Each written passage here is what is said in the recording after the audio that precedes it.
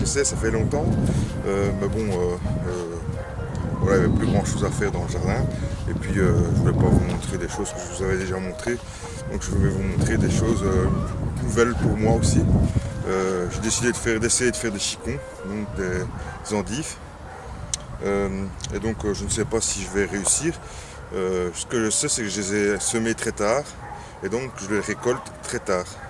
Donc maintenant, je vais commencer à retirer mes endives, wheatloaf, on appelle en flamand. Hein.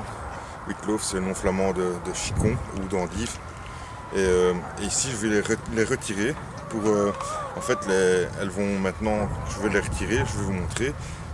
On va les laisser 8-10 jours pour que la végétation, pour arrêter la végétation. Ensuite, eh bien, on pourra les découper, les parer, comme on appelle ça. Et on pourra les mettre dans un seau, dans une cave, pour ma part, dans le noir, rempli de terre, dans le noir, et pouvoir espérer avoir des chicons. Donc, je les ai semés il y a... normalement, je pense que ça se fait... je pense qu'on sème ça au mois de septembre. Moi, je les ai mis, je pense, fin octobre. Donc c'est pour ça que je voulais mettre maintenant. On a eu de la chance qu'on n'a pas eu de gelée.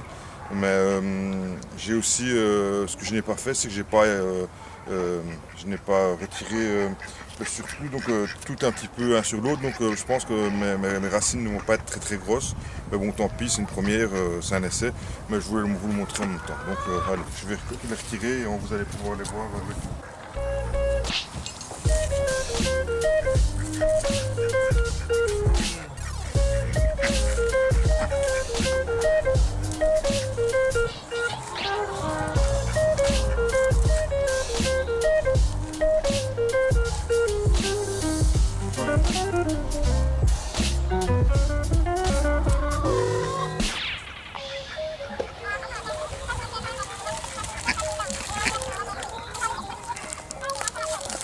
Donc voilà les racines que j'obtiens.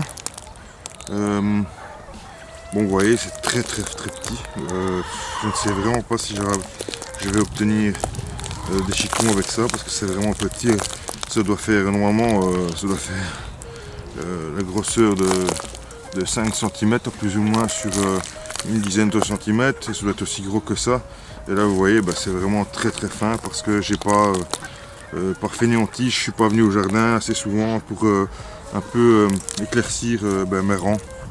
Et voilà ce que vous obtenez. Je pense pas que je vais avoir une grande réussite, mais je tiens quand même à vous filmer et vous montrer comment je fais quoi.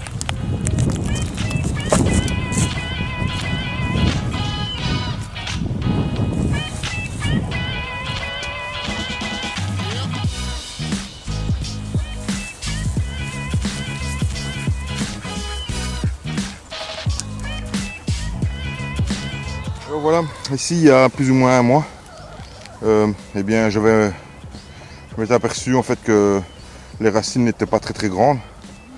J'en ai retiré quelques-unes et je les ai repiquées aussitôt pour voir. Je me suis dit peut-être quand, voilà, même si elles sont avancées, peut-être qu'en les repiquant, peut-être qu'elles vont grossir. Donc on va voir, j'ai fait un test, il y a plus ou moins un mois, je les ai repiquées ici, autre part. Et on va voir si elles ont grossi par rapport aux autres ou pas.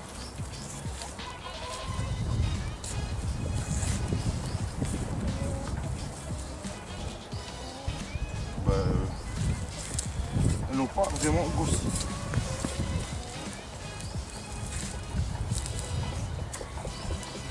Non, pas vraiment. Déception.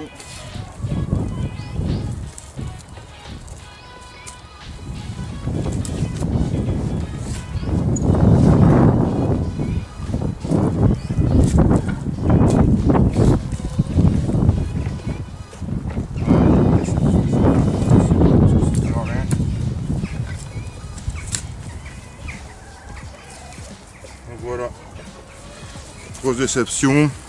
J'avais enlevé ceci je les avais replantés en espérant que ça pousse un peu plus et que ça grossisse surtout, mais ça fonctionne pas.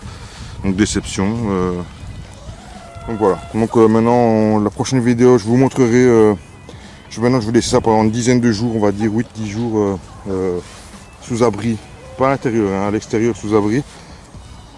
Pour faire tomber la végétation.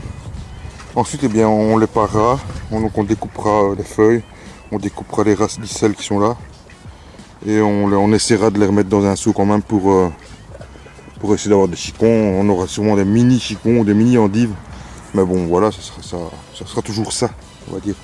C'est une expérience à apprendre. Et puis l'année prochaine, au moins, je pourrai faire plus attention et surtout les semer beaucoup plus rapidement dans l'année. Et surtout venir les éclaircir parce que sinon, ça fonctionne vraiment pas. Voilà. Donc, bien voilà, expérience de chicon. Prochaine vidéo, ce sera la mise en sous seau et le nettoyage des trucs. Allez, à plus tard les amis, merci de me suivre, à bientôt.